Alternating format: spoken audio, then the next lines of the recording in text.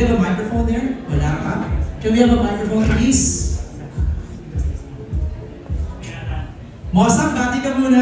Ay, magandang hapon po sa inyong lahat. Ayan po, malapit na on this December 2024, my future you. Ito pong aking future. Si Direct is... Ay, talaga? Thank you, Mosang. Direct, please. Good afternoon po sa lahat. Salamat po sa lahat ng friends na nandito ngayon. And December 25, my future you. Thank you. And of course, Francine and Seth. Ayun po, magandang tanghali po sa ating lahat. Maraming salamat po dahil ayun po, yung iba sa inyo, pamilyar na po ako. Maraming salamat po dahil nandito po kayo para samahan kami na-appreciate po namin kayo. Thank you po. Francine. Ayun po, magandang hapon po sa inyong lahat. Salamat po sa oras niyo para sa amin. Let's enjoy the rest of the day. Sinadya namin na isa lang yung mic ng dalawa para para mag-share talaga kayo. Okay, ilatag muna natin, no? Direct Chris, paano nagsimula itong kwento ng My Future You? Ano nag-inspire para mabuo itong kwento nila? Random thoughts lang siya before na what if may dalawang taong nag-chat-chat, bored sila, then later on naging magkaibigan, then they realize they live on different timelines. Wow. Ganun lang siya kasimple, nabuo. Then nabuo na yung character ni Karen, tsaka ni Rex. Okay, so pagkwento natin ang inyong mga characters, Karen and is it Rex or Rez? Lex. Go ahead, Karen. Ako po dito si Karen. Siya po ay isang anak at strong, independent woman na maraming gusto rin gawin para sa pamilya niya lalo. Ayoko po masyado magbigay ng description about my character kasi gusto ko rin na ma-curious yung mga audience kung anong klaseng tao or babae ba si Karen. So, Lex? Nasaan year ka muna, Karen? Nasa taong 2024 po. Okay, present time si Karen. Lex? Ako naman po si Rex. Si Rex po dito ay isang binata na mapagmahal, kontento, at isa po siyang adopted son. Yes, and yun po, mag-meet kami ni Karen sa isang hindi mapaliwanag na pangyayari. And what year ka? Nasa what year ka? 2009. So 15 years ago. Alright. Okay, Mosa, ano role mo dito? Siyempre, ako si Yaya Byrne from 2009. But today mo nga akong picture from 2024. Wow, grabe naman. Pero ito yung kasama ni Lex sa 2009. Yes, sa timeline ako ni Lex. Okay, alright. So simulan na natin ang Q&A. Let's call in our friends na magtatanong. I think we'll begin with... ito, meron tayong list dito ng mga magtatanong. Let's call in MJ De Leon. Our first batch of questions are coming from MJ, Alan Sancon, Rose Garcia, Jude Carcalaban, and Jerry Olea. Let's start with MJ. MJ. Hello, good afternoon. Thanks, MJ. Derek, nakwento mo nga kanina, it's just a random thought, no? Yung plot ng movie. Pero when the teaser was released, parang may reaction yung mga netizens comparing the resemblance of the plot to the Japanese animated movie na Your Name. What's your reaction? Hindi na ako nagulat or nagtaka kasi initial reaction naman yan ng audience when they see a movie or a film with the same theme. Normal naman yun. Ang tawag doon kasi is film tropes. So, parang yung kabit kwento, time travel kwento, alien kwento. So, we writers use that device to make some story. Parang ano, kuwari, may naisip akong kwento, pero tungkol siya sa magkaibang timeline. Will I stop myself writing it dahil may gumawa na? So I think it's not a big deal for me. Alright, thank you MJ. Let's call in si Alan Santon. Alan. Hello, hi Francet, hi Mosang and Direct. So congratulations sa pasok sa MMFF yung My Future You.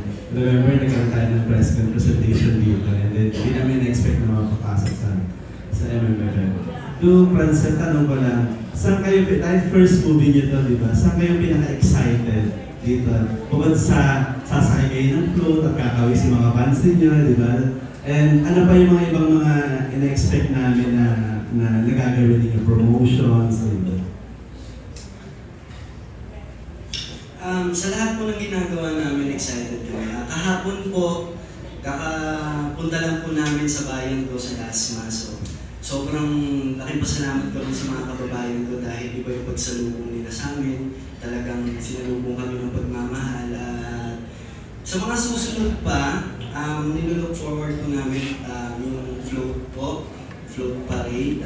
Hanggang ngayon po, excited kami kung ano itsura ng float namin. And first time din po namin gagawin. Tapos pagkatapos nun, siguro ang Pasko sa mga sinihan.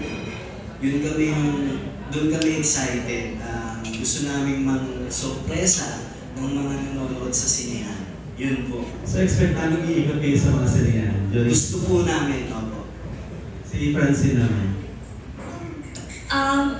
Actually, pareho lang din po, pero sobrang excited din po kasi talaga ako sa parade, yung sa float parade namin.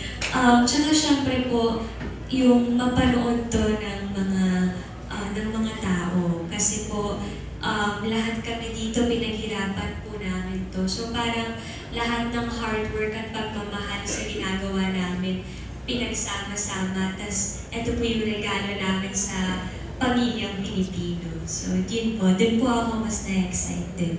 Thank you. Congratulations. Salamat po. Thank you, Alan. Rose Garcia is next. Hello, good afternoon. Kay sa Francel, coming from the title of the movie, My Future Review, kayong dalawa ba, are you the type na who will really plan for your future, or may pagka-warrior, yung mga ganon ka, magiging future, no? And at the same time, paano na, napipicture out niyo ba? Paano kung pagdating ng future, wala na pala yung isa't isa, hindi na pala kayo magkasama sa future na yun? Anong mararamdaman niyo? Mas lalo po ako nag-worry sa future ko. Hindi ko naman po naisip yung kanina. Ako po, as an overthinker na tao, opo, iniisip ko po yun sa maraming bagay. Pero ngayon po, tinuturuan ko yung sarili ko na i-embrace yung moment, yung present. Kasi magiging memory ko rin to pagtanda ko, pagdating sa future. Gusto ko maganda yung mga mabibitbit ko. And ayokong maging if then yung hindi kami parte ng future ng isa't isa. Kasi malaki naman po ang papel namin ngayon sa buhay ng isa't isa. Kaya sana lang po mapangalagaan din po namin yung friendship na meron kami kasi matagal din po para umabot kami sa level ng friendship namin ngayon. Kaya it's more of taking care of each other para sa ikagaganda ng future ng isa't isa. Ako po, gusto ko rin na yung future ko, syempre, doon ako sa masaya. Gusto ko masaya po ako. Lahat naman tayo, sana yung future natin is okay tayo, masaya tayo. At ngayon po, hindi ko sumagi sa isip ko na what if sa mga susunod hindi na kami magkasama. Never po yung sumagi sa isip ko. Ang talagang plano ko mas galingan pa. Mas galingan pa namin para mapatunayan namin saka kahit naman magkasama kami, hindi naman namin kinakalimutan na in terms of work. Sa showbiz, siya si Francine Diaz. At ako naman po si Seth Fedeli. At may Francet. Malinaw po sa amin yun na ang kay Francine.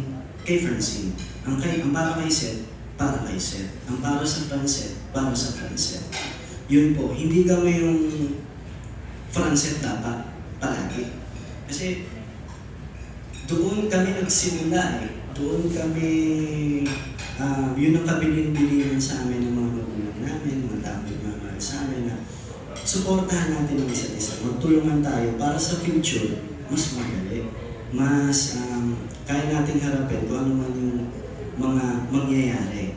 Pero ngayon, talagang nasa isip ko at nasa puso ko na gusto ko siyang kasama. Happy ako pag kasama ko siya. At peace ako pag kasama ko siya. So, yun ako. Thank you, Seth. Before I give the mic to Jude for the next question, Direk Chris, ikaw na yung iko-corner namin. Direk Chris, kamusta yung chemistry ng dalawa? Mosang ikaw din, baka may input ka. Kamusta yung chemistry ng dalawa? Alam mo, napaka-sweet din ang partner. Elaborate. One time nung dumating ako sa set, Ayan na, laglagan na, Francine. kami muna ni Seth ang chichikahan. si Francine, very sweet. May dala siyang ulam. Akala ko para sa kanya, Oh. para kay Seth at sa Yayo, sa kasama pa ni Seth. Diba? Ganun. Tsaka when they work, pag pinapanood ko silang dalawa, napakaganda nung blending nila together. Because maganda yung foundation nila. At yung wini-wish mo, sana future nila yung dalawa kasi isa't isa. Ay, grabe. Ang ganda nila panoorin together. And although hindi kami nagkasama ni Francine sa time niya, no? But working them, yung sa likod, my God, ang sweet nila. Kung nag-uusap, nagbubulungan. Talaga? Chismosa. Francine, care to explain anong ulam ang ibinigay mo kay Nagluto lang siya sa bahay niya, tapos dinala niya doon. Oh, di ba pinagluluto? Grabe. Direk Chris, ikaw naman, ano bang masasabi mo sa dalawa? Hindi sila nag-iiwan na hindi ko alam kung bakit. Basta in between takes kasi syempre set up ng camera. Makikita mo yung dalawa, hawak yung script, para nag-guide kung paano yung next scene, they're memorizing their lines, they're discussing. Both of them, si Seth nag-i-input kay Chi, si Chi nag-i-input kay Seth. So parang napaka-very good yung dalawang to. Kung teacher ako uno lang agad yung dalawang to. As in, palagi silang yung guidance, two-way siya palagi. They help each other all throughout. Parang depends na kayo, Chin, saka Seth. Anong masasabi niyo doon sa sinabi ni Direk? Love. Hindi. Kasi si Direk naman, na-report din naman kami na pag-shot ni Chin, kailangan nandun ako para yung mas natural. Kasi sa laptop lang kami nag-uusap Dating app, di ba, Direk? Yes. Nakita naman po sa trailer kanina, di ba? So parang habang kinukunan yung eksena, cam ni Chin, ako nandun ako sa likod ng cam ni Chin para mas maramdaman niya yung boses, yung eksena, yung tono ng pananalita ko. Para pagbato niya sa laptop, kahit nakatingin siya sa laptop, parang ako yung kausap niya. So kahit wala akong kahit wala akong eksena, nandun ako sa set. Ganun din naman po si Chin sa akin. Chin, ikaw naman, ano masishare mo sa nasabi ni Mosang sa kanil ni Direk Chris? Hindi po ako magaling magluto Baka mag-expect po kayo ng cooking show. Hindi, joke lang. Ano po ako masabi? Ano lang po, ano po kasi gusto mo? Ano po, kasi nung time na yun, nahilig din po ako mag-bake talaga, tsaka magluto. So minsan, pagka magluluto ako, dinadamihan ko para mabibigyan ko siya. Tsaka yung binibigay ko po minsan, sinishare ko rin sa kanila. Iba ha? Okay, Jude! Ako, interesting yata ang question ni Jude.